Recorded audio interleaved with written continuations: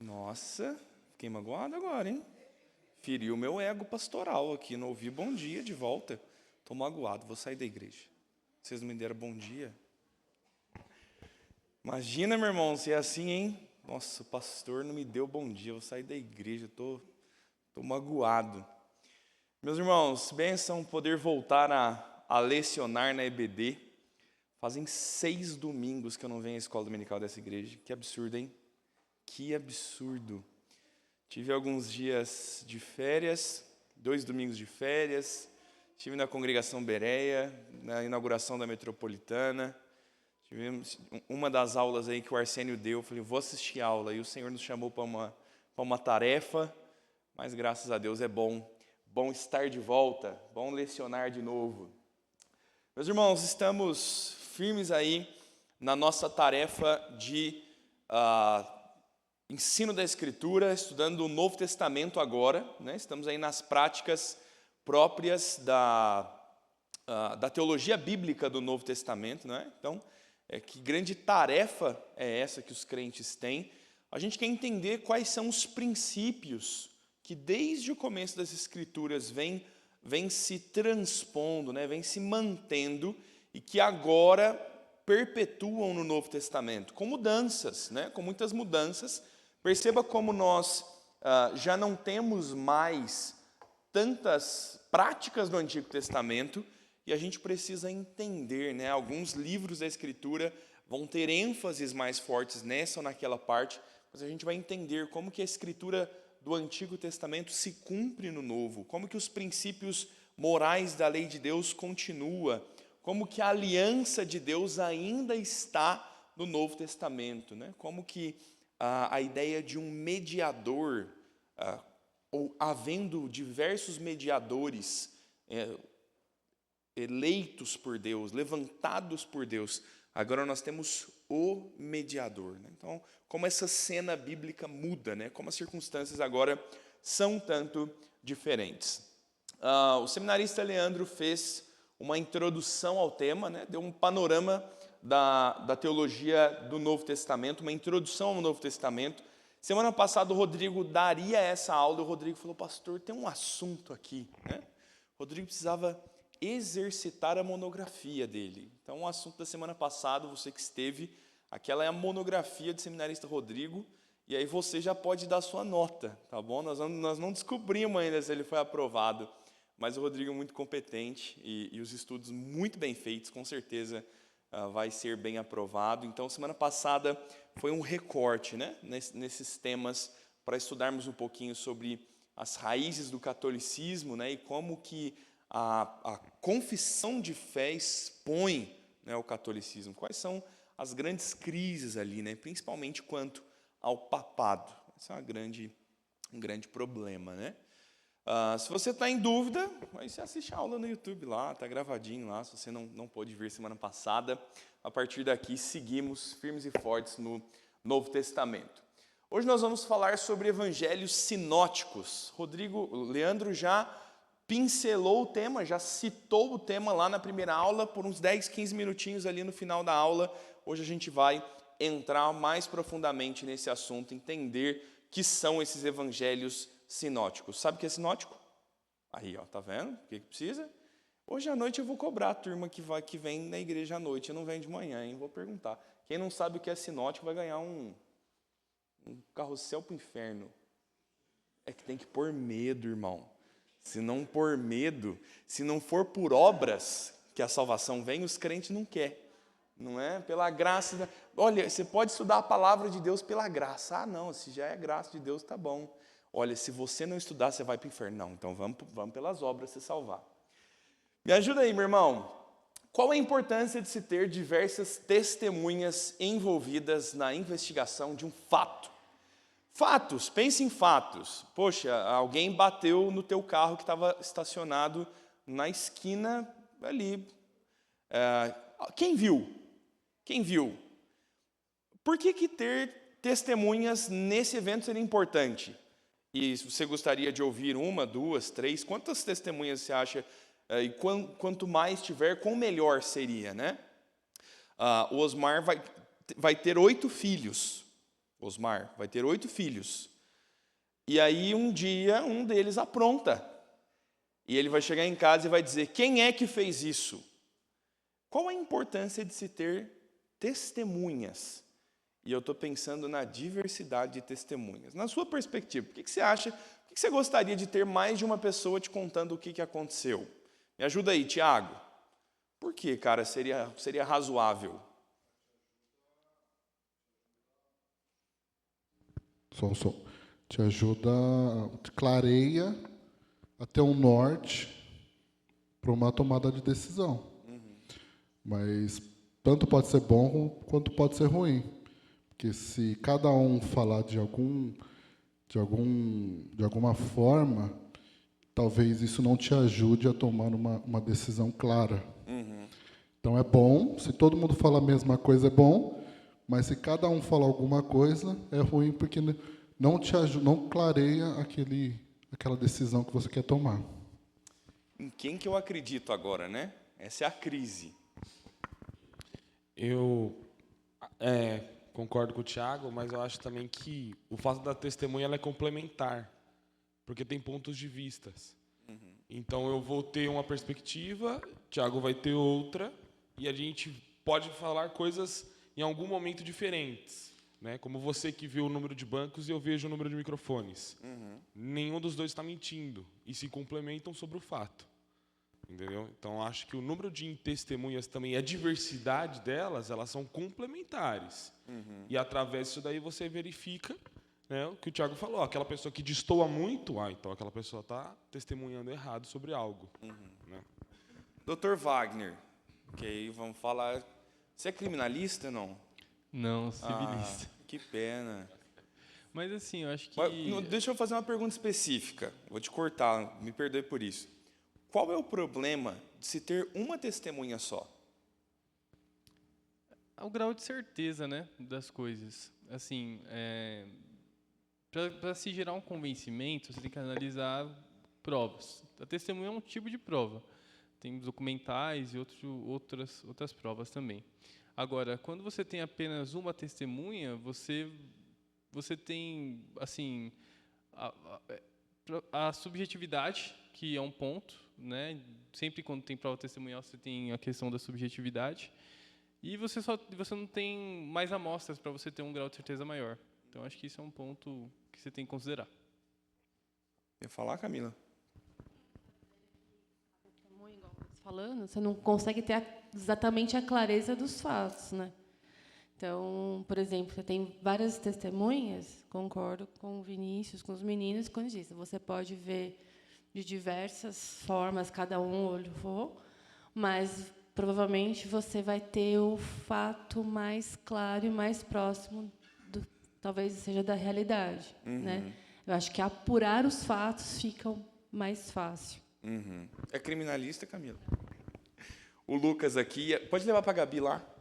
E aí a gente termina com a Gabi lá. Dentro da minha profissão hoje, né, sou engenheiro civil e também depois fiz a pós-graduação em engenharia de segurança, então hoje eu atuo mais na parte de segurança, né? E a gente faz diversos cursos na questão de aprimoramento, na questão de investigação, principalmente na questão de investigação de acidentes, né? Porque, na verdade, a gente sempre tem que tentar descobrir a causa de um acidente para se evitar que não aconteça com outros trabalhadores. E aí, um determinado dia, lá na empresa, eu cheguei no meu diretor, e como se você fosse meu diretor, eu vou falar assim para você, na estação X, um funcionário subiu em determinada coisa, caiu, machucou, quebrou 3 costelas, está internado no hospital. É o que eu tenho de informação, eu vou investigar, vou pegar as testemunhas para a gente tentar elucidar e eu te trazer um caso todo. Aí ele falou, tá bom. E aí a gente começa todo um trabalho de investigação, de realmente pegar primeiro aquelas pessoas que estavam envolvidas, se tinham pessoas junto com ele ou não, buscar imagem de câmera, enfim. E aí a gente começou a investigação e a gente conseguiu ir no hospital, porque o funcionário estava só com problema na costela, então ele podia receber visita. E aí a gente foi conversar com ele, e ele falou, não, eu estava lá trabalhando, tranquilinho, aí eu olhando o pessoal, mais 3, 4 pessoas trabalhando, aí eu subi em cima de um pedaço de ferro lá, passei, fui só passar para o outro lado, o negócio caiu e atingiu minhas costelas. Aí a gente anota tudo. Aí a gente vai conversar com os 3 funcionários. Aí eles falam, não, a gente estava lá na nossa atividade e ele estava só olhando. E quando a gente viu, ele já estava lá no chão, caído lá com dor. E uma caixa em cima dele. A gente anota tudo lá. E aí você começa a montar todo o quebra-cabeça. Aí surge um fato novo. Quem foi a ambulância que atendeu ele? Foi a ambulância tal. Vamos lá buscar a pessoa da ambulância. Vocês atenderam o funcionário tal? Não, atendemos. Está aqui a ficha dele e eu tenho uma coisa para te contar. O que você tem para me contar? Um fato novo. A gente fez bafômetro nele, que é procedimento, e ele estava com álcool no sangue. Oxe, essa informação é importante. Fomos lá na patrimonial, né, para ver se tinha alguma câmera, até tinha uma câmera lá, se pegou uma imagem. A câmera da patrimonial pegou a imagem de frente ao acidente. Eu falei, agora a gente vai matar tudo, né? A gente começou a assistir.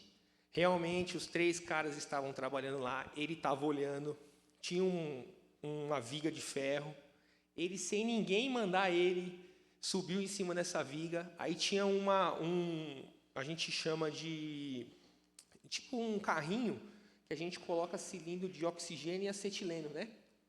E esse carrinho estava parado, ele subiu em cima dessa viga, subiu no carrinho, o carrinho virou, caiu em cima dele e bateu nas costelas dele e quebrou as costelas dele. E aí você começa a juntar as coisas, né? Realmente, só um cara que está com álcool no sangue, para ter uma ideia dessa de jirico, que ele nem estava na atividade, de subir no negócio, se pendurar e o negócio cair por cima dele e se machucar. Então, qual que é a moral do negócio? Quanto mais testemunha, quanto mais elementos, e assim, você pensar fora da caixinha, quem poderia me trazer informação disso, né?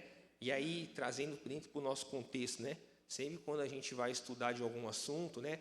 Qual livro, qual época, o que poderia nos dar de subsídio para que a gente chegue realmente numa coisa importante. Como também a gente tem acidentes lá que só tem a pessoa.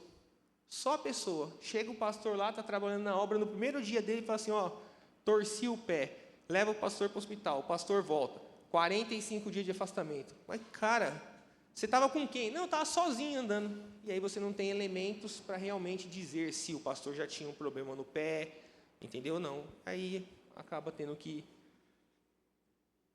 entrar aí na onda da questão do acidente. Parece um episódio de CSI, né? O Lucas contando, assim. Trabalho legal, cara. Eu acho que queria um dia te visitar. Eu quase me acidentei no trabalho aqui. Mas ia ter muitas testemunhas. Vai lá, Gabi. Eu ia dar um exemplo parecido, só que ligado à maternidade, né? Ontem, no final do dia, eu fui com a Sara e o Matheus descer um pouquinho no parque e a gente ficou em volta da piscina. Estava muito frio e as crianças ficaram brincando em volta, não dentro. Eles ficaram num cantinho, de onde eu estava, eu não conseguia enxergar o que eles estavam fazendo. Uhum. De repente, chega um cara, assim, onde nós estávamos, e fala, boa tarde, tudo bem? Eu estou vendo que tem 3 crianças brincando, e apesar de terem 3 adultos aqui supervisionando, nenhuma de vocês está se dando conta do que está acontecendo. As crianças estão destruindo o canteiro e jogando terra na piscina. Eu levantei assim, como? Quando eu fui ver, elas tinham aberto um buraco no canteiro, estavam com um balde cheio de terra e água da piscina. No mesmo momento, Sara, pelo amor de Deus, sai daí, coloca essas coisas no lugar, vamos limpar e a gente vai subir. A brincadeira acabou. Não pode mexer no canteiro, isso é uma regra que já existe na nossa casa, clara. Subimos, demos banho e mais tarde nós jantamos junto com os pais da amiguinha que também estava no local. E a mãe dessa amiguinha chegou em casa falando uma história diferente. Nós estávamos na piscina conversando e, de repente, chegou um homem extremamente grosseiro reclamando das nossas filhas. Aí a gente olhou assim, eu falei, ele foi grosseiro, né? Ele não foi muito simpático. E, ele, inclusive, ele estava filmando para pegar a reação da gente, o que a gente ia falar. E o Ricardo, no mesmo momento, ele se posicionou. Ele falou, não importa como a pessoa falou, se ela pudesse ser mais cordial ou não, mas se a minha filha estava errada, o meu papel ali é corrigir ela e não defender de alguma situação. Se ele tivesse se dirigido a ela grosseiramente, alguma coisa do tipo, eu a defenderia, porém também a castigaria porque ela estava fazendo algo errado. Então, olha só, 3 pessoas no mesmo lugar, a mesma situação e histórias diferentes sendo contadas. Totalmente. Então, também pode influenciar negativamente, se parar para pensar. Por que essa nossa crise, irmãos? Por que pensar e ilustrar tanto este assunto?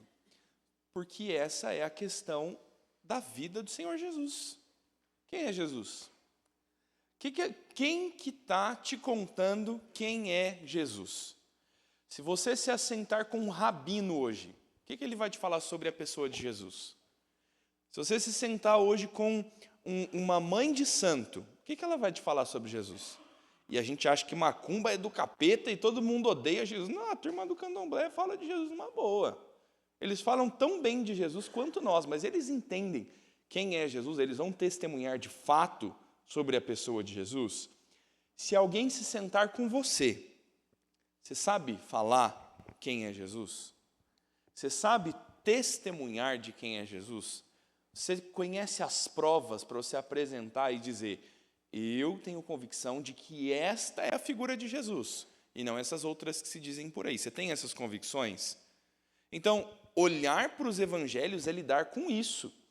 A gente está olhando para evangelistas diferentes, testemunhando sobre o mesmo Cristo.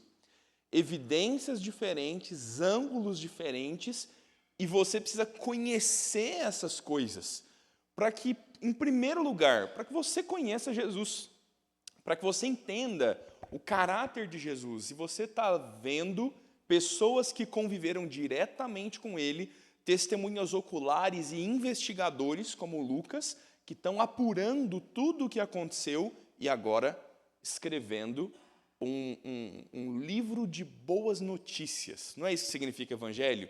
Boa nova? Então, são as boas notícias segundo Mateus conta. Já pensou assim? Olha, são as boas notícias segundo o relato de Lucas. O que Lucas me fala sobre Jesus? O primeiro âmbito que isso tem que lidar com a nossa vida é com a sua fé. É com o teu conhecimento sobre a pessoa de Cristo, sobre ouvir e entender a profundidade, a complexidade que é lidar com alguém. Às vezes, no nosso convívio, nós começamos a conhecer as pessoas diferente. A gente começa a entender as coisas de uma forma diferente. Kim, você sabia que o Lucas fala espanhol? Não sabia? Não é possível. Não é possível. Ô, Fernando, você sabia que essa irmã é casada com um estrangeiro? Você acha que conhece. E tem tanta profundidade, às vezes, no nos relacionarmos com Jesus da mesma forma. Então, olha quantas informações a gente vai abstraindo e entendendo as nuances do Evangelho, nos aprofundando no ensino de Jesus. Essa é uma boa frase de um livro de hermenêutica, de 3 autores, um deles é o Bloomberg, e ele diz assim, os evangelhos são pinturas de Jesus, não fotografias. É curioso isso, né? O que ele está querendo dizer? Os evangelistas estão retratando Jesus de ângulos diferentes. Eu tenho tantas vezes a mesma imagem, o mesmo cenário, e se Portinari pinta, ele pinta de um jeito. Se eu estou vendo Van Gogh pintando, ele pinta de outro jeito. Quantas vezes o estilo do autor, as características pessoais daquele homem estão descrevendo para você um fato. Se o Lucas precisar descrever para você a construção do metrô, ele vai te explicar o diâmetro de escavação, ele vai te falar sobre os quilômetros de linha, sobre os métodos usados, sobre a velocidade que o tatuzão cavuca. Se eu for lá na obra do Lucas e eu voltar para te explicar a obra do metrô, eu vou falar assim, rapaz, tem um buracão mas deve dar uns 10 de mim. Um buracão enorme. E aí tem aqui a britadeira que gira assim, ó. É assim que eu te explicaria. Você está entendendo? E aí, quando a gente está falando de escritura, a gente está se poupando dos erros das testemunhas. Então, o que o Tiago levantou, o que a Camila citou tantas vezes, de nós termos visões erradas, quando a gente está falando de escritura, a gente não tem. Ah, pastor, mas eles não erram? Eles não são homens como nós? Com certeza. Qual é o nosso pressuposto teológico? Qual é o nosso pavimento teológico? Inspiração da Escritura. Sobrenaturalmente, o Espírito Santo de Deus inspirou homens santos que falaram da parte de Deus. Quem garante a perfeição da Escritura é a ação do Espírito Santo. Poxa, pastor, mas eu estava ganhando argumentos para discutir lá com um ateu do meu serviço agora. Você me quebrou. Você que me quebrou, meu irmão. Desde quando o evangelho não foi por fé? Então, existem testemunhas, argumentos, razões para falar do evangelho diversas. E nossa tarefa é conhecer. Mas, em última instância, aquele que creu é que foi salvo. O evangelho vai terminar na fé do Senhor Jesus.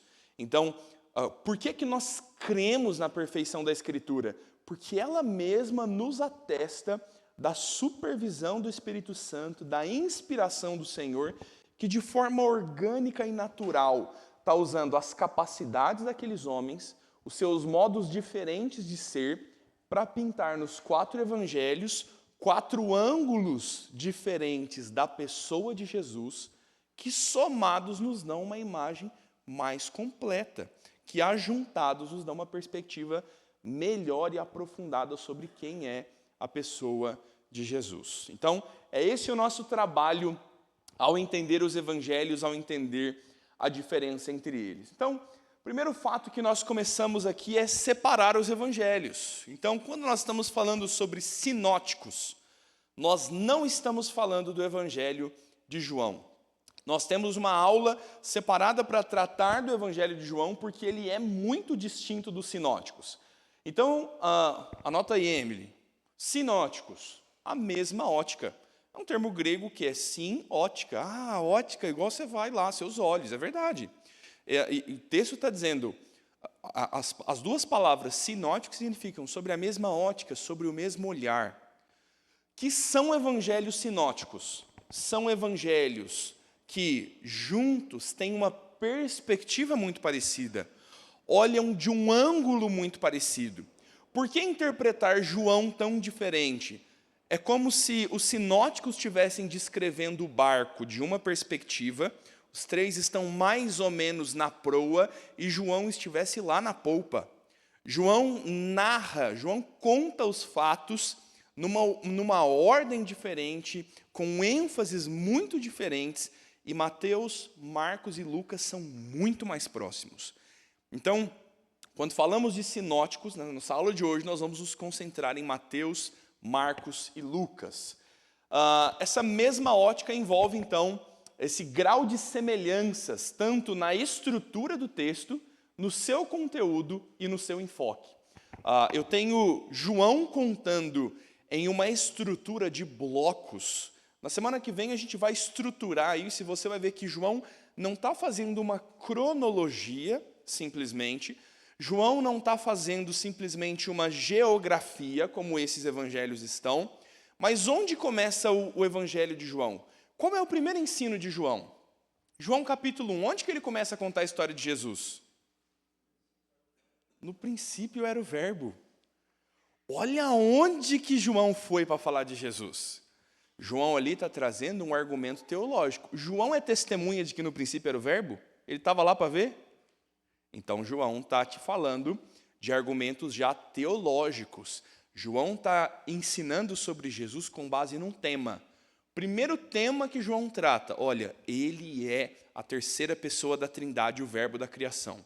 Está vendo como é que a estrutura de João é diferente dos evangelhos que estão dizendo, houve na cidade de Belém um garoto que nasceu e foi concebido. Então a perspectiva destes evangelhos, Mateus, Marcos e Lucas, é diferente de João. Enquanto João está tratando o temático, estes evangelhos têm uma proposta geográfica quase. Eles estão acompanhando a sequência, o caminho que Jesus está fazendo. Então a descrição dos fatos é literalmente na cronologia. Ele estava aqui, e ele foi para cá, e ele subiu para Jerusalém, e ele desceu à beira do rio. O texto dos sinóticos tem essa estrutura. João está mais ocupado com longos discursos de Jesus. A gente está vendo isso aqui nos nossos sermões, né? Que a gente está pregando aqui em João. A gente tem ali momentos de fala, capítulos de João, de 40, 50 versículos. Nós temos o famoso, o sermão sacerdotal de Jesus, né? A oração sacerdotal de Jesus. Lá no final do Evangelho de João, os capítulos 14 a 16, todos são uma fala contínua de Jesus. Então, só João registra aquela fala, aquele longo discurso do Senhor Jesus. Esses evangelhos não estão tão ocupados nesses registros. Ao mesmo tempo, os sinóticos trazem muita ênfase nas curas, nos exorcismos, nas ações de Jesus, muitas das quais João não vai relatar. Então, fazendo aquele exercício simples lá, que a Sociedade Bíblica do Brasil já deixou pronto para você, você pode conferir as referências cruzadas. Se você abrir a sua Bíblia em um texto aleatório agora, de Marcos, Lucas, João, você vai ver que embaixo do título, você tem ali referências. Então você tem o título, Jesus conta a parábola do bom samaritano. Embaixo disso você tem referências. Jesus cura um paralítico. Embaixo você tem, olha, se eu estou lendo o livro de Marcos, às vezes eu tenho referências de Mateus e de Lucas contando essa mesma história. Por que João quase nunca está lá? Por este propósito. João está escrevendo de uma perspectiva diferente, temática, não se concentrando nas curas, nas parábolas, como esses outros evangelhos. Então, quando a gente está olhando para a composição dos sinóticos, muitas vezes lidar com a cultura em que eles estão inseridos é o que dá o tom do seu evangelho. É o que tantas vezes demonstra a sua forma de falar e de contar. A gente já ilustrou isso aqui várias vezes, e até a ideia da construção, se eu fosse visitar a construção do Lucas, é essa mesma cena. Se hoje nós colocássemos um paulistano nascido e crescido na cidade e um indígena que cresceu no interior do Amapá, se nós colocássemos os dois juntos para assistir um filme da Segunda Guerra Mundial, como é que você acha que eles iam descrever? Você acha que eles escreveriam na mesma perspectiva? Olha como a cultura, a formação deles, a visão deles sobre os fatos faz com que eles percebam coisas diferentes, com que eles tenham valores diferentes sobre a interpretação daquilo que está acontecendo. Eles vão tirar conclusões diferentes às vezes, porque eles estão olhando na sua ótica, na sua cultura. Quer dizer que cada um dos evangelistas conta do seu jeito e eles são totalmente divergentes e no final todos estão certos? Afinal, a verdade é relativa? Óbvio que não. Mas nós não podemos negar que existe uma influência cultural sobre a construção, a narrativa dos evangelhos. Por isso as distinções tão claras, né? Existe uma possível troca de informações entre os evangelistas. Isso aqui é uma discussão braba de manuscritologia. Existe uma forma de crítica, eu acho que eu até citei isso aqui. Existe uma forma de crítica chamada crítica das fontes. Na tentativa de entender como que os evangelhos se encaixam, esse método crítico está procurando em que fonte eles consultaram para redigir seus evangelhos, para escrever. O que é o problema, meu irmão? Isso aqui é um argumento fundamentalmente usado na teologia liberal. Esse aqui é o problema. A teologia liberal sempre vai negar a divindade, a inspiração. A teologia liberal não crê que o Espírito Santo inspirou, ela crê que a Bíblia contém algumas partes ali que Deus falou. O resto é só coisa da gente mesmo. Então o problema é esse. Mas existe ainda a possibilidade de que nessa perspectiva de consulta, os evangelistas tenham se relacionado. A possibilidade mais aceita no meio reformado é de que o evangelho de Marcos tenha sido escrito primeiro, e tanto Lucas quanto Mateus tiveram a oportunidade de ler os relatos de Marcos. Então, talvez isso tenha avivado a memória deles, isso tenha dado a eles a necessidade de, olha, Marcos falou sobre isso, mas eu queria explicar um pouco mais sobre esse dia. É possível que haja essa relação entre fontes consultadas, né? E aí essas fontes a gente está pensando nos evangelistas se consultarem. Além disso, a gente tem a famosa, ou melhor, a crítica das fontes ainda contempla as testemunhas orais e visuais, né? Quais são os testemunhos orais? Pessoas que também ouviram, que também presenciaram e que agora estão relatando aos evangelistas o que é que eles viram. Seria algo como o trabalho de investigação do Lucas, né? Olha, o que você viu? Como é que foi? Você lembra daquele dia? Jesus curou você? E como é que é? Você voltou a andar mesmo? Me conta essa história. É bem possível que os evangelistas tenham tido experiências como essas para poder escrever os seus evangelhos. É bem plausível. Vou te dar já, Wagner, deixa eu só fechar esse bloco aqui. Além disso, eu tenho a crítica da redação, né? A crítica da redação está pensando essencialmente nas distinções teológicas, né, dos evangelistas, e eu tenho aqui, por fim, os processos distintos que vão levar a boas e más conclusões. Então, essas críticas estão avaliando as testemunhas, as fontes, a teologia, as características daqueles homens que redigiram. Eu tenho acertos e erros desses pensamentos críticos. A suma é, nenhuma dessas propostas críticas para avaliar a construção dos evangelhos está plenamente completa. Todas elas têm falhas e todas elas também têm seus acertos. No final das contas, a gente vai extrair o melhor de cada pesquisa. A gente tem alguns fundamentos comprováveis da teoria crítica textual, então eu vou usar essa crítica textual. Eu tenho algo comprovável da teoria da redação, se é claramente percebido, eu posso usar esse argumento. Agora, eu estou partindo da escritura para a interpretação, e não do método de interpretação para a escritura. Se eu abraço o método em lugar de abraçar a Bíblia, eu vou ficar com os erros do meu método. Esse é o problema. Então, nós estamos sempre partindo da escritura para o restante, tá bom? Vai lá, Wagner. Pastor, havia algum, assim, você falou que eles poderiam ter consultado, né, e você se referiu a eles mesmos, como se Marcos tivesse feito primeiro e os outros consultassem o escrito dele. Uhum. Haveria a possibilidade também de alguém que não fosse apóstolo? Como fonte? Que eles tenham lido, enfim, algum outro autor? Porque tem alguns historiadores, né, daquela época que depois ficaram famosos. Enfim, aí você trabalhar esse ponto.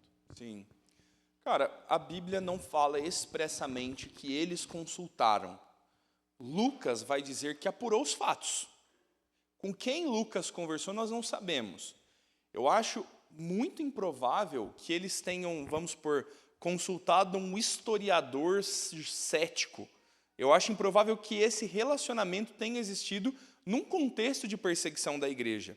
Agora, pense em Lucas apurando os fatos. Lucas está fazendo esse trabalho de investigação. Sabe-se que houve um decreto de César Augusto. César Augusto fez um decreto. Lucas está falando de algo que se comunica com o mundo histórico, com a história comum do Império Romano. Existe um decreto na história do Império Romano de César Augusto? Sim. É o mesmo que Lucas está falando? É. Então, nesse caso, eu posso me dizer que Lucas está se valendo desse fundamento histórico? Com certeza. Agora, o que é difícil dizer é que depende da consulta a outros historiadores a construção do Evangelho. Não depende. A gente está pensando mais na consulta de testemunhas oculares Essa consulta é mais real das testemunhas oculares de Jesus do que propriamente de fontes, livros externos, outros relatos, né? Então, aí, rapaz, isso tem cheiro de heresia, né? Dizer que o Evangelho de Lucas foi construído sobre a fonte do papiro, não sei o que, descoberto na Síria. Aí alguém vai trazer isso para dizer, tá vendo? Aquilo não é Jesus que fez. Lucas copiou uma história do fulano. Ah, esse é o problema.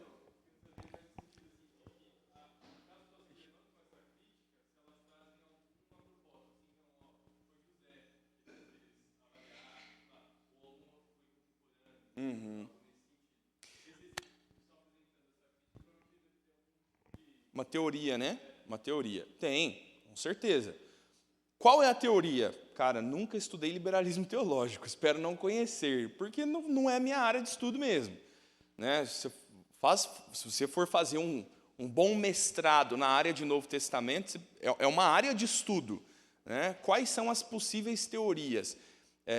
Então, para sustentar essa posição de que os evangelhos, na verdade, não são originais, eles são copiados de outras culturas, né? Eles são criados como histórias, para sustentar isso, eles vão propor uma tese. Então, certamente tem alguma citação. Joséfo, por exemplo, num caso desse, um dos pais da igreja, ele não é uma testemunha contra, ele é uma testemunha a favor, dizendo, não, quem escreveu foi Mateus, sim. Eu conheci Mateus, sabe?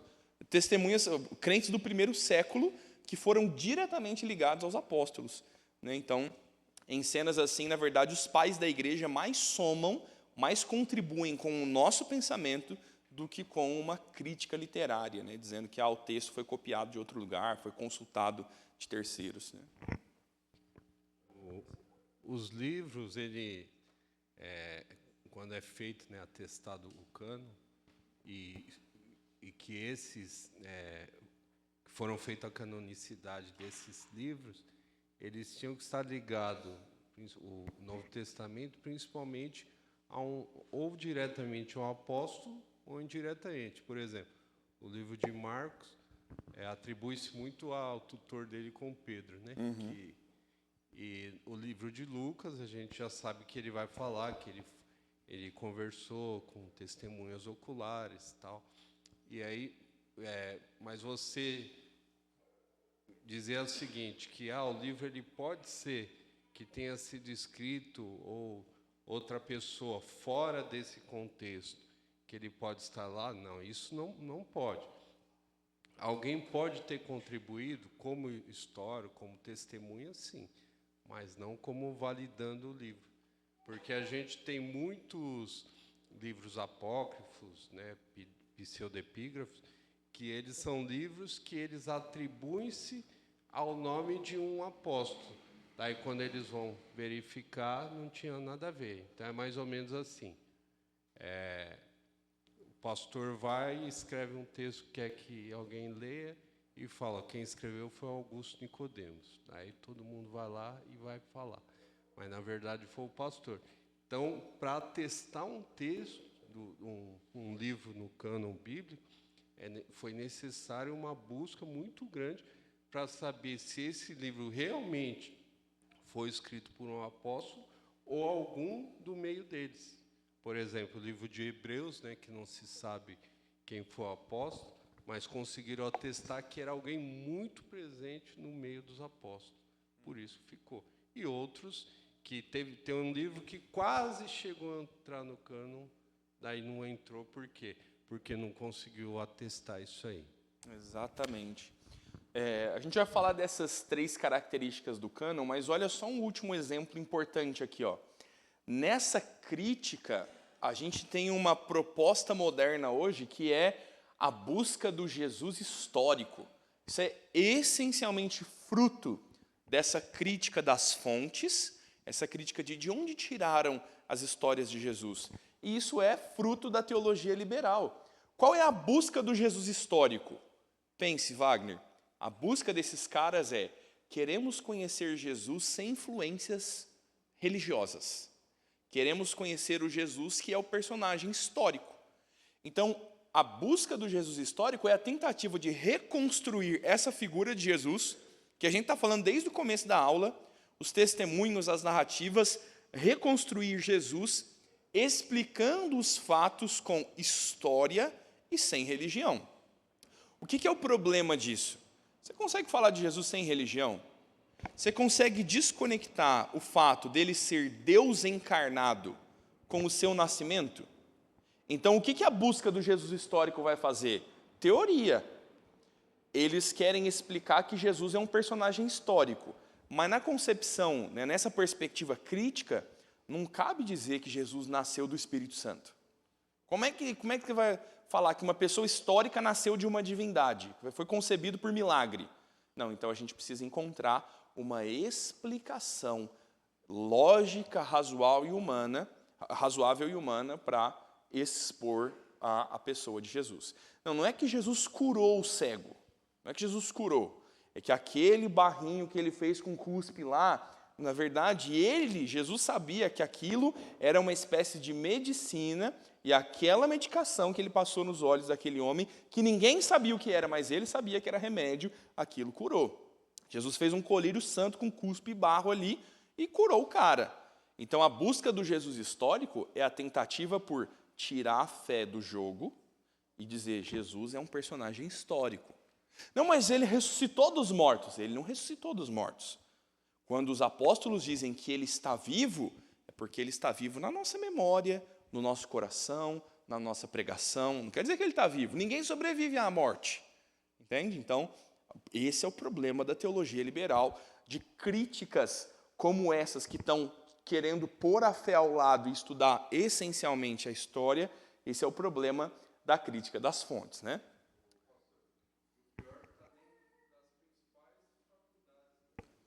Meu irmão, faculdade de teologia hoje sempre tem um liberal lá dentro. Nos seminários da Igreja Presbiteriana do Brasil, a sua IPB verdinha, do símbolo do repolhão que você tanto gosta, tem a luta para tirar os irmãos liberais lá de dentro. Curso de formação missionária. Um dia eu sentei na cadeira lá e ouvi os colegas dizendo as falas do professores de cursos da Igreja Presbiteriana recomendando a leitura de Rudolf Bultmann, os maiores nomes da teologia liberal. Estando Karl Barth, não é Karl Marx, não, é Karl Barth. É ruim do mesmo jeito. Teologia liberal. Entende? Então, é uma luta. Por quê? A oferta é muito doce. O Vinícius é historiador. Você não queria ter todos os fatos e poder atestar Jesus historicamente em algo que seja compreensível e dominado pela sua mente, pelo seu entendimento? É muito difícil o cara, como um cientista historiador, dizer, então, essa parte aqui, isso aqui é milagre. O problema da ciência é, não há milagres, há explicações razoáveis. Então me explica isso aqui, é que a ciência ainda não alcançou esse patamar, mas um dia será explicado. Não é nada. Essa turma está assistindo muito Interestelar. Né? Ah, não, é a dobra do tempo e espaço, e é nós comunicando pela gravidade. Muito Interestelar está assistindo. Está científico demais, esse é o problema, né? O Ademilson aqui, depois o Vinícius. Segura aí, Vinícius, vai ficar teólogo liberal não, pelo amor de Deus. Pastor, interessante dos 4 evangélicos, a gente fala, Mateus e João, eles eram discípulos. Sim. Né? Lucas e Marcos, não. É verdade. Né? Então, assim, Mateus e João, eles viveram, né, no tempo de Jesus, então eles tinham assim, argumentos mais próximos para contar. Marcos, ele ouve dos apóstolos, né? Então já vem uma outra perspectiva dos apóstolos, mas para trazer para conhecimento para outros que não viveram na época. Lucas, ele já é um historiador, né? Só que ele também se aprofundou para trazer uma outra perspectiva para outros cristãos. Mas os 4 falam da mesma coisa, né? Perspectiva diferente, embora João traz outros temas, né, que fica mais claros. Por isso que às vezes os pastores falam que o novo convertido precisa estudar primeiro João, que ele deixa mais claro. Né? Então, assim, os 4 têm uma perspectiva diferente que leva ao mesmo tema, né? Então, essa é o diferenciado dos 4 evangélicos. Com certeza, muito importante. É esse o primeiro argumento do cânon do Novo Testamento. Eu inseria... O Vinícius aqui, o Ricardo, vai. falar aqui. Eu inseri esse slide aqui para a gente falar do cânon, porque eu percebi que isso é uma dúvida muito, muito comum na igreja. Em aula de EBD, em discipulado, estudo nos lares, diversos momentos surge essa dúvida. Tá, mas por que esses livros estão na igreja? Nós vamos precisar voltar na sistemática. A gente estudou esse bloco de bibliologia, né, na teologia sistemática. Estudamos isso lá em, sei lá, outubro de 2018, dezembro de 2018, a gente estudou esse tema, né? Então, provavelmente, terminando teologia sistemática, a gente vai dar uma revisada terminando teologia bíblica, nós vamos dar uma revisada nessa sistemática. Mas olha de forma simples. Os critérios do Novo Testamento, do Antigo, são outros. O primeiro deles é apostolicidade. Eu estou olhando para homens que foram discípulos de Jesus, que eles são dos 12, como o Ademilson falou, ou eles são alguém diretamente ligado a Jesus. A gente sabe que além dos 12 há uma comitiva junto de Jesus. Eu tenho diversas pessoas que andam junto dele e ele é reconhecido pelo corpo apostólico. Então, Marcos e Lucas, a gente vai ver especificamente nos livros, eles estão o tempo todo junto do corpo apostólico. Os 11 discípulos, Matias e Paulo que surgem depois, estão completamente ligados ao corpo apostólico. Então, eles são o primeiro argumento, né, de confirmação de que esse escrito é real. Sabe, Barnabé, Tiago, Pedro, João, é a turma olhando a narrativa e dizendo, é isso aí, foi desse jeito que aconteceu. E aí nisso a gente tem registro neles, a gente tem citações deles nas cartas de Paulo, a gente tem interligações no Novo Testamento, a gente tem testemunho dos pais da igreja. Isso aqui é essencial para a gente. Os pais da igreja estão narrando esses evangelhos, esses homens, como verdadeiras testemunhas de Jesus. Então, o primeiro critério é a apostolicidade. Ou eles foram, ou estavam diretamente ligados a um dos apóstolos. Então, é exatamente esse ponto aqui que o Ademilson está falando. Vai lá, Vinícius. Uma das tentativas do liberalismo teológico é tentar tirar a divindade e o poder de Deus, né? Sim.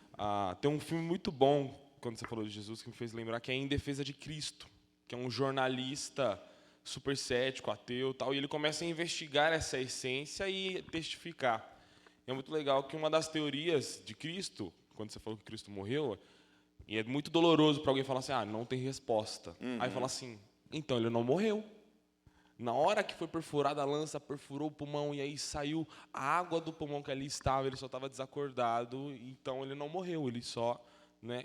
Então, tem pessoas que aceitam que Jesus ressuscitou, né? Que ele estava vivo. Aí outros falam, não, ele não estava vivo, né? Então, assim, é sempre tentar tirar a divindade e o poder de Deus, né? Sim. A travessia de Moisés pelo mar, não foi que o mar se abriu, é que a maré estava baixa durante muito tempo. Mas, de modo magnífico, os soldados do Egito morreram afogados com água na canela. Subiu, né? Incrível. A maré subiu. Essa é a crise da teologia liberal. A maioria dos filmes e séries bíblicos produzidos hoje são pura teologia liberal, meu irmão. Eu fui no cinema ver Êxodo, Deuses e Reis. Já viu esse filme? É um filme que narra a história de Moisés. É puro liberalismo teológico. A sarça ardente, mas, meu irmão, eu queria ver a cena da sarça ardente. Deus aparece para ele numa criança. É um menino que aparece lá e fala com ele. E ele entende que é Deus falando. Sabe aquela coisa de... Não, na verdade, não foi bem uma voz que veio da sarça. É que ele viu uma sarça pegando fogo, achou curioso. Quando ele chegou lá, tinha um menino que também era curioso e falou com ele. Entende? Eu tenho, por exemplo, milagres nesse filme. O sangue no rio, lembra disso? Moisés ordena lá, toca o cajado e o rio se transforma em sangue. E aquele filme quer te dar uma explicação natural, dizendo isso não é um agir sobrenatural. E ele mostra uma cena paralela a Moisés, que lá no topo do rio acontece um frenesi alimentar, uma briga gigante entre crocodilos do Nilo, e eles se despedaçam um ao outro, os animais lá brigando dentro d'água, e aquele sangue dos animais desce e chega na hora certinha, lá descendo o curso do rio, chega lá em Moisés, bem no momento em que ele fala. Então, teologia liberal. Eu quero explicar algo que Deus e a Escritura dizem ser milagre da ação soberana de Deus. Eu quero explicar isso de uma forma racional. Jesus não pode ter ressuscitado porque mortos não ressuscitam. O corpo dele foi roubado. As teorias. Essa é a teoria que os judeus do Sinédrio levantam, lá no Novo Testamento. Lá eles estão dizendo isso. E diz o texto que eles subornam os guardas para dizer que o corpo de Jesus foi roubado. Quem entregaria a sua própria vida por uma mentira? Você está dizendo que Jesus ressuscitou, mas no fundo, você sabe que ele não ressuscitou, que você estava lá no dia que tiraram o corpo dele. Você sabe que é verdade, que ele morreu. Você está disposto a morrer? Eu não, ué. A única certeza para morrer é que ele vai me ressuscitar. Se ele não ressuscitou, por que eu vou morrer por isso? Loucura isso, bicho. Está entendendo? Então, eu sempre vou ter fundamentos, argumentos claros para defender a Escritura. Então, esse aqui é o ponto, assim, ó. Eu estou partindo da Escritura para a crítica. Eu não estou trazendo um método crítico. O mais importante para nós não é o método, é o texto bíblico. O texto vem antes da Escritura. Se em algum momento o método crítico me ajuda a entender o texto, e é compreensível e é claro, eu tenho história por trás disso que comprova e atesta, beleza. Agora, o método nunca está acima da revelação da Escritura. Essa semana eu tive uma discussão, uma conversa, né, com 2 amigos lá no trabalho. Um é espírita e o outro vai na igreja dos Mormons. E aí, a gente conversando, falando um pouco de Bíblia e tal, quer dizer, eu falando de Bíblia para eles porque eu falei que é o que eu sigo, é a Bíblia e pronto, nada. E aí o que é espírita falou assim, pô, mas tá, não podia ser tudo uma coisa só? As igrejas não poderiam ser uma coisa só? Eu falei assim, é justamente por isso que eu estou falando para você da Bíblia, porque você crê no Allan Kardec. E ele crê, ele fala que é Bíblia, mas é o livro dos Mormons, né? E aí a gente entrou na discussão da questão do batismo, né? E porque eles perguntaram como é que a igreja presbiteriana fazia, e eu falei e tal. E aí os Mormons, eles batizam por imersão também, né? E aí o rapaz que era espírita falou assim, tá, mas por que então vocês por imersão e ele por aspersão? E aí a gente começou a falar e tal. E aí o rapaz falou assim, nossa, cara, é muito complicado, não dá. Aí ele falou assim, e Jesus? Aí eu falei assim, boa pergunta, cara. Pergunta para ele aí, ó, o Mormon, quem que é Jesus? Aí ele falou assim, mas está lá escrito lá na igreja dele lá, não é Mormon, que Mormon é um apelido, né? Santo. Aí eu falei, pergunta para ele quem é Jesus para ele. Aí o cara falou, Jesus para nós é um profeta. Aí eu falei, tá vendo? Aí se eu pego a Bíblia aqui para você, em João, aí eu usei João, princípio, né? Falei, ó aqui quem é Jesus. Entendeu? Então, hoje, a forma que tem de você discutir a questão, não só do Evangelho, mas numa conversa com outras pessoas que não creem a mesma coisa que você, é muito necessário o entendimento e o estudo, né, do negócio. E eu falei, deixei minha posição bem clara para eles. Falei, cara, tá aqui, ó, é a Bíblia só. Você quer discutir qualquer assunto, a gente vai discutir dentro da Bíblia. E a gente ficou ali, horas e horas conversando, e o outro dava uma pincelada, o Mormon dava uma pincelada, mas aonde tinha mais elemento era na Bíblia. A gente falou até de Moisés, da passagem de Moisés, que o Espírita queria saber realmente a questão do abrir do mar e tal. Aí eu falei para ele, tudo a gente pode conversar na Bíblia, cara. E aí o Mormon sempre dá uma pinceladinha, mas tem coisa que eles não aprofundam, então ele fica parado e não vai mais adiante, né?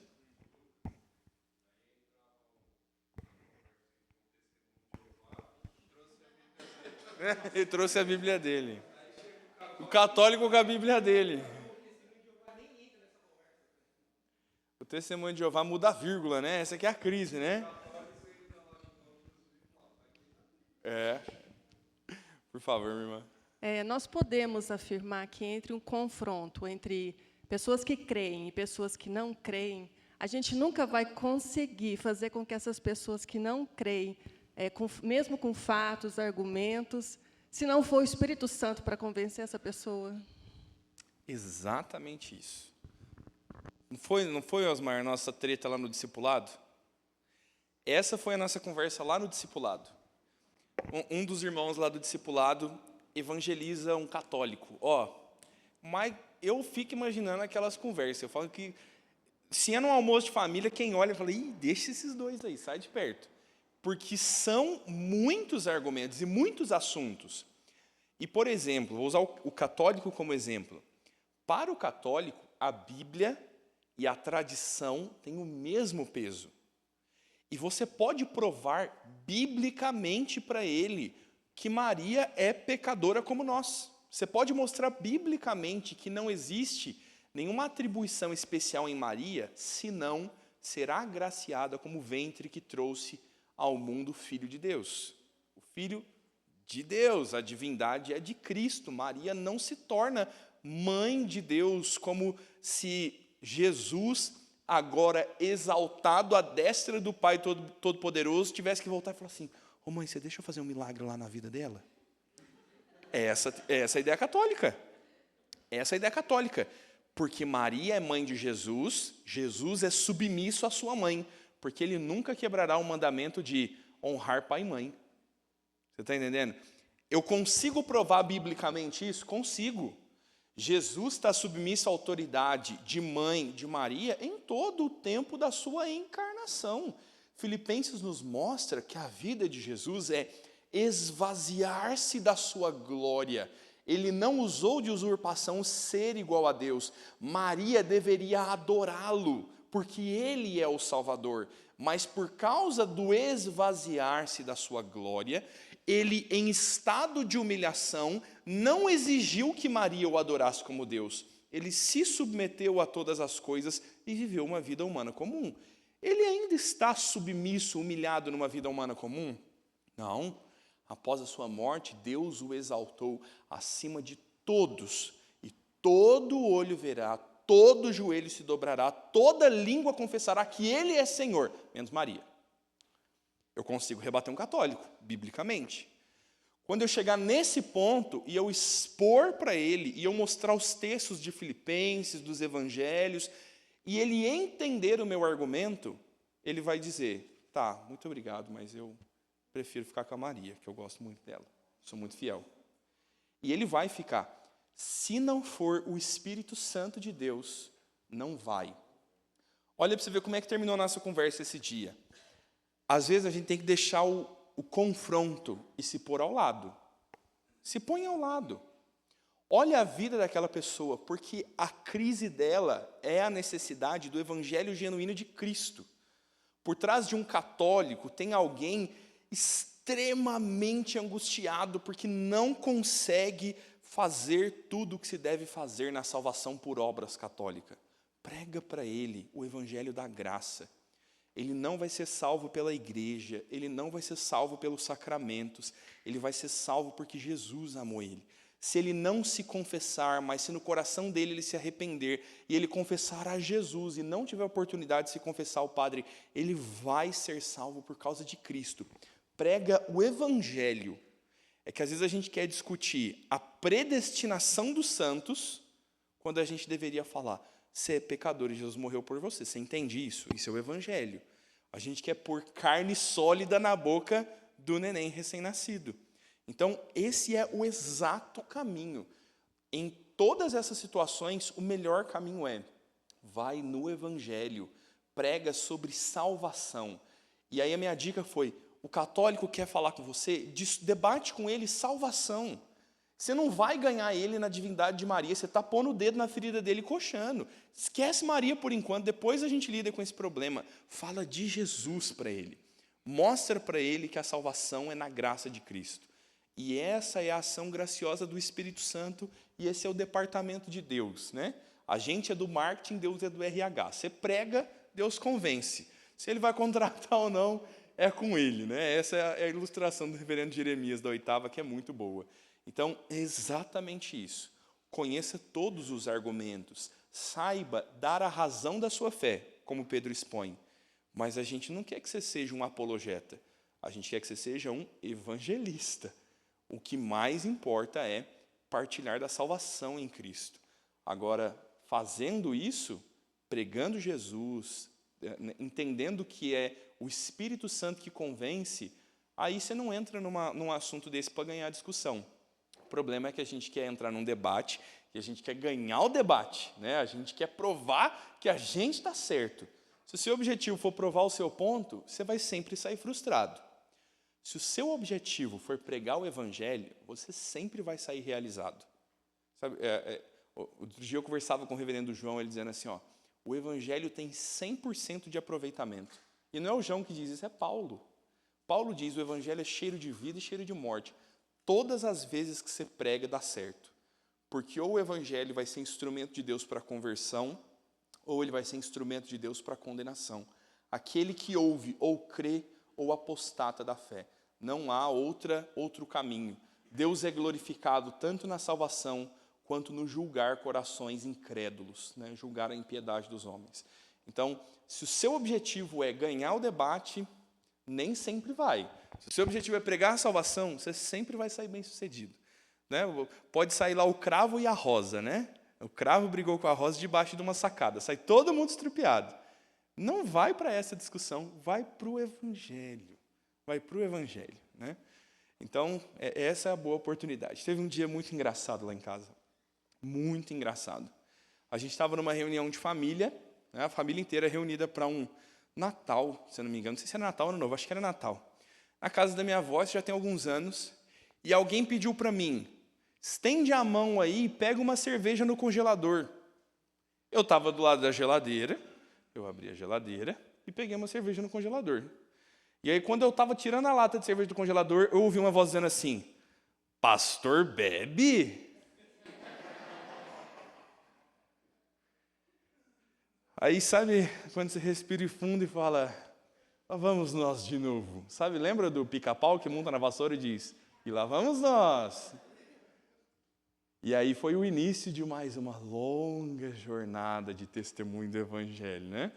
E a turma, a família, uns foram jantar, outros diziam, vai lá tirar ele lá, senão a conversa não acaba. Mas importa testemunhar do evangelho. Vem cá, deixa eu te contar, por que você acha que álcool é um problema? E aí a gente puxa a língua e puxa um assunto. Não, porque isso aí não pode, na sua religião não pode. Não, mas a salvação dos crentes não é por causa do álcool. Exagerar no álcool é pecado mesmo, dar mau testemunho é pecado, mas o que você acha por que a gente é salvo?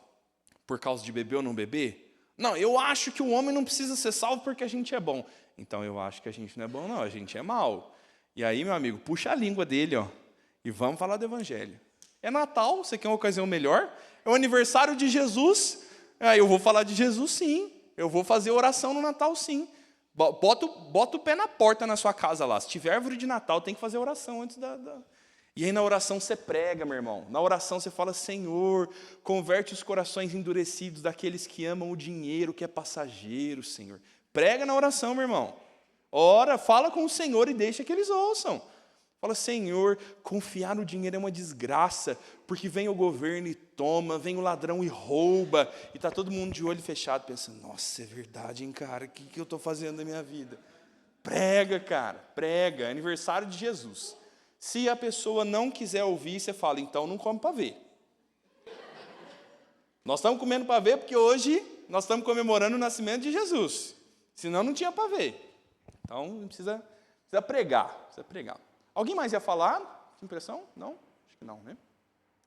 Olha aí os outros dois critérios importantes para nós do cânon do Novo Testamento.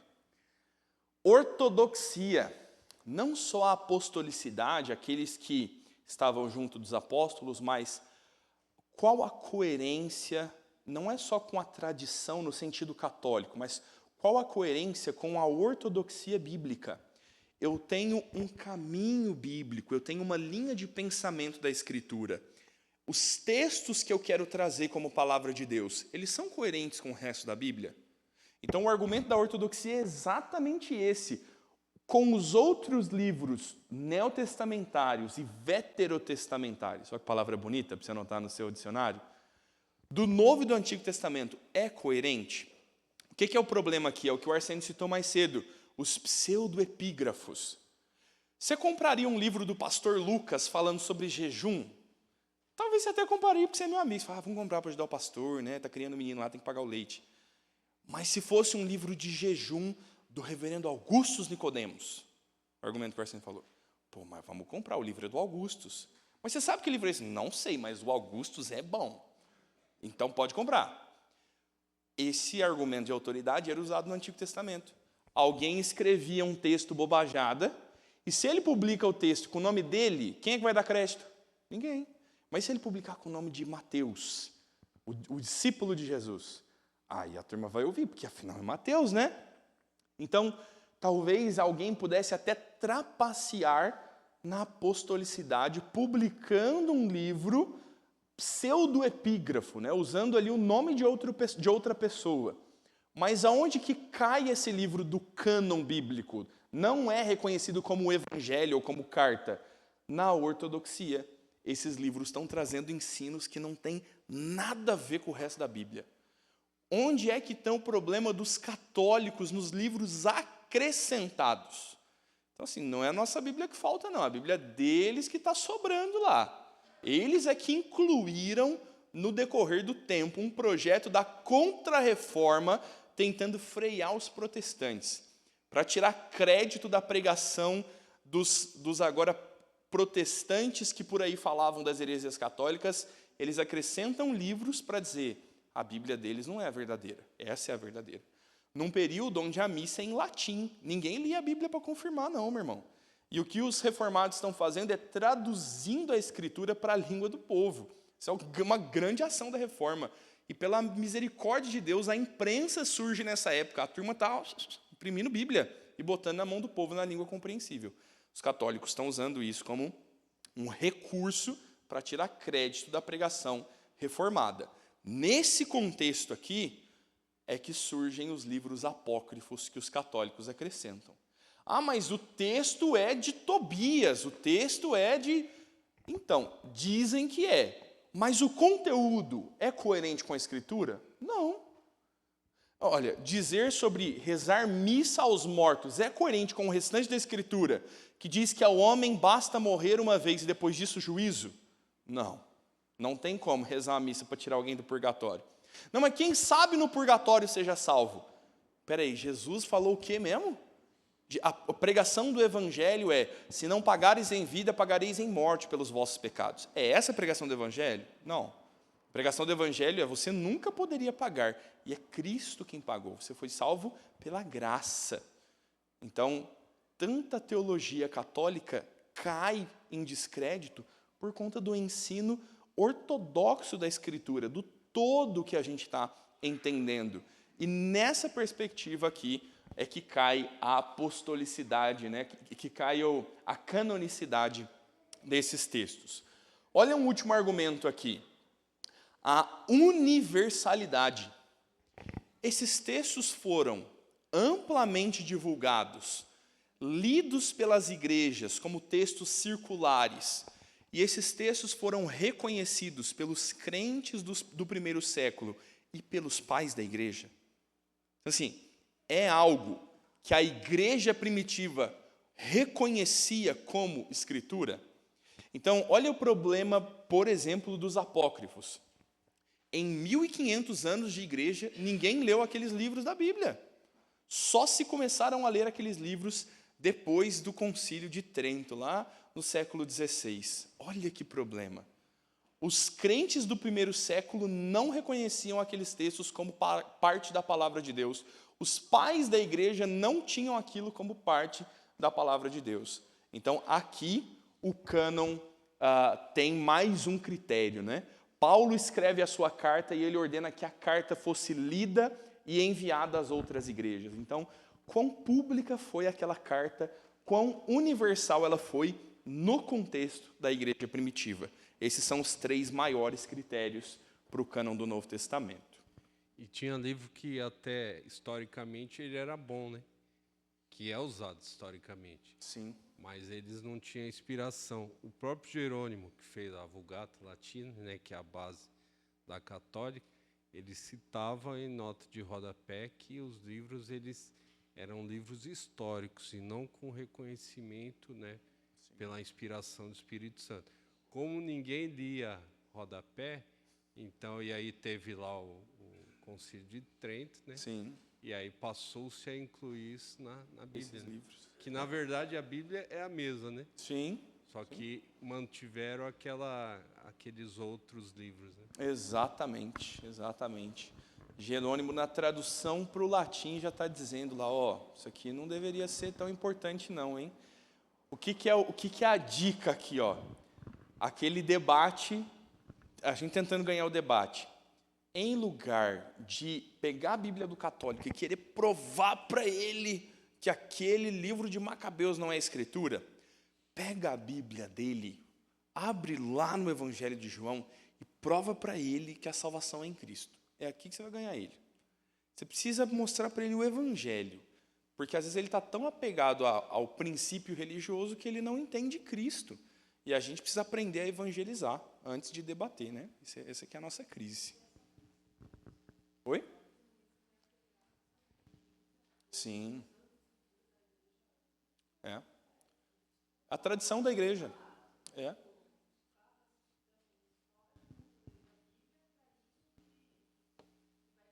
É. Em casa, né? Sim.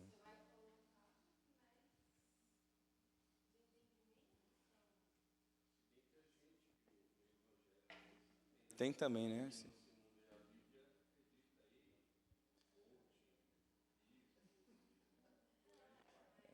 Se você não lê a Bíblia, você está fadado a acreditar no que te dizem. O elogio aos bereanos é o quê? Eles ouviam e eles conferiam. Na nossa igreja, a pregação, via de regra, é expositiva, tirando a exceção quando alguém faz algo bem diferente ou quando chega um pregador visitante. Você pode ler de Bíblia aberta lá, meu irmão. E o Paulo On está dando curso de grego no YouTube aí. Você pode comprar o curso dele, estudar o grego lá e trazer seu Nestor Aland do Novo Testamento para ler na igreja. Porque isso é segurança do crente. Agora, se eu sei que ele crê cegamente numa tradição e eu não tenho como bater de frente com a tradição, porque é só uma tradição mesmo, então vamos fazer o seguinte, vamos fazer uma devocional na noite de Natal? Queria ler uma Bíblia, uma palavra de amor e alegria para todos nós. Quem diz não? Quero ver falar não. Uma palavra de amor e alegria, se tiver um irmão lá, você fala assim, uma palavra de vitória para a sua vida. Vitória é sobre a morte, né, que Jesus teve, mas é uma palavra de vitória. Aí você abre o texto lá da confissão de Pedro, e Pedro dizendo, tu és o Cristo, o Filho do Deus vivo. Aí mostra para ele, dizendo assim, tá vendo? Jesus responde para Pedro, Pedro, sobre esta pedra edificarei a minha igreja. Sabe que pedra é essa? É a confissão, a palavra de Pedro. Tu és o Cristo, o Filho do Deus vivo. Então, se a gente firmar nossa vida sobre Cristo, que é a rocha, a gente nunca será abalado. Você crê? Aí pronto, você destruiu o papado. O papado começa aqui. Você está entendendo? Então, a gente precisa... Lábia. Precisa aprender com os coaches. Uma lábia. Sabedoria da Maria. Sim.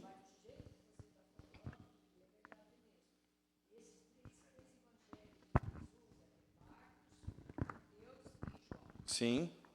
E João, então não tem aquecimento na palavra. Falta conhecimento.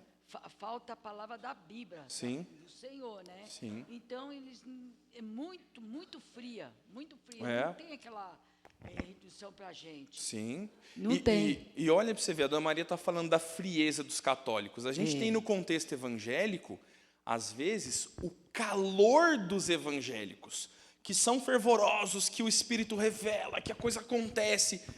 E se o católico não tem Bíblia e é frio, a gente tem um evangélico que é fervoroso, mas também não tem Bíblia. E aí a gente tem seitas hoje, a Congregação Cristã do Brasil é uma dessas hoje, uma seita, onde Fervor existe, conhecimento da Escritura, nenhum. Então, a gente põe, neste momento, Congregação Cristã do Brasil e católicos no mesmo pacote. Ambos não são bereanos, não conferem na palavra o que se está pregando. E aí, meu amigo, um pregador criativo prega torto e à direito.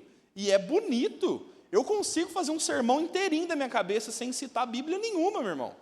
Nós nem lemos a Bíblia aqui hoje de manhã, aqui em Piedade Nossa. Não, mas nós estamos na teologia. Pode conferir aí no texto que é verdade o que nós estamos falando. Mas, meu irmão, eu consigo hoje à noite trazer um sermão para a igreja aqui, maravilhoso. Eu faço você chorar no final do sermão, na manipulação das emoções, nas palavras. Mas não tem nada de Bíblia. E aí, como é que faz? Então, a Escritura é fundamento. Vai lá, Wagner, para a gente encerrar aqui. Pastor, eu só queria pôr fogo na sua aula, soltar uma bomba aqui no final. Não, é que assim, você falando sobre canonicidade, aí eu lembrei que o pessoal fala que Lutero queria tirar, não sei se Lutero Calvino queria tirar o livro de Tiago, né? E assim, como foi essa questão toda ali? Houve reforma contra reforma e uma nova reforma, agora revendo todos os outros, o cânone e tal. Se puder falar sobre isso também. Não, eu acho que não tem muitas reformas, não, é o mesmo pacote. Entendeu? É o mesmo pacote, e aí Tiago, na história da igreja, tem o apelido de a carta de palha. Por que Tiago é chamado assim? Não existe dogma, doutrinas profundas sendo discutidas nessa carta. Então, qual é, às vezes, o questionamento que se levanta? Não é a apostolicidade, porque os pais da igreja testificam de Tiago, não é universalidade, porque toda a igreja conhece. Então, eu tenho dois dos critérios fortíssimos para sustentar Tiago. E veja, Tiago não foi acrescentado na reforma, é um livro que é reconhecido desde o começo. E lá eles começam a discutir o seguinte, e aí Lutero é o proeminente, né, o que dá fama, você citou o nome de Lutero, o negócio fica sério. O argumento é, Tiago não discute nenhum dogma profundo. Gálatas, Efésios, os textos falam sobre as coisas doutrinárias, Tiago não. E Tiago está argumentando sobre fé e obras. Parece coisa de quem merece a fé, parece argumento de católico, dizendo que se você crê, mas não faz, você não crê. Entende? Mas entendendo o princípio de Tiago, ele está dizendo, evidência da fé é ação. Então, o que trouxe essa discussão é a falta de dogma, é a falta de doutrina. Não há nenhuma defesa doutrinária na carta de Tiago, mas defesa doutrinária não é critério do cânon do Novo Testamento. E agora, se eu estou olhando a ortodoxia, a pregação de Tiago é sim coerente com toda a Escritura. Os evangelhos estão ensinando, Jesus está dizendo que a verdadeira religião é os órfãos e as viúvas. Ele está criticando lá os fariseus que davam o dízimo e não cuidavam da paz, da justiça e da misericórdia. Então ele está mostrando que as duas coisas são importantes. Jesus diz, fazei essa sem deixar de fazer aquela. É o mesmo ensino de Tiago, e Tiago permanece no cânon. Tá bom? É esse o ponto. Irmãos, na semana que vem a gente trata extensivamente sobre os evangelhos em si, né? A gente vai de forma bem prática para Mateus, Marcos e Lucas. Essa é a sequência da aula aqui. E aí eu queria só citar isso aqui para você, porque eu não vou voltar nesse assunto de manuscritologia na semana que vem, né? De cânon e todo esse assunto. A gente vai para os evangelhos. Essa é só uma discussão técnica, tá bom? Esse é um slide só para você saber que essa discussão existe. Então, como decidir essas traduções, como decidir as inserções da Bíblia, eu tenho um trabalho de manuscritologia. Eu tenho estudiosos que vão pegar evidências externas e internas dos textos bíblicos para comprovar que aqueles textos não foram mexidos, não foram mudados e continuam tendo a mesma confiabilidade, tá bom? Semana que vem nós voltamos aqui firme e fortes. Vai lá, tia Júlia.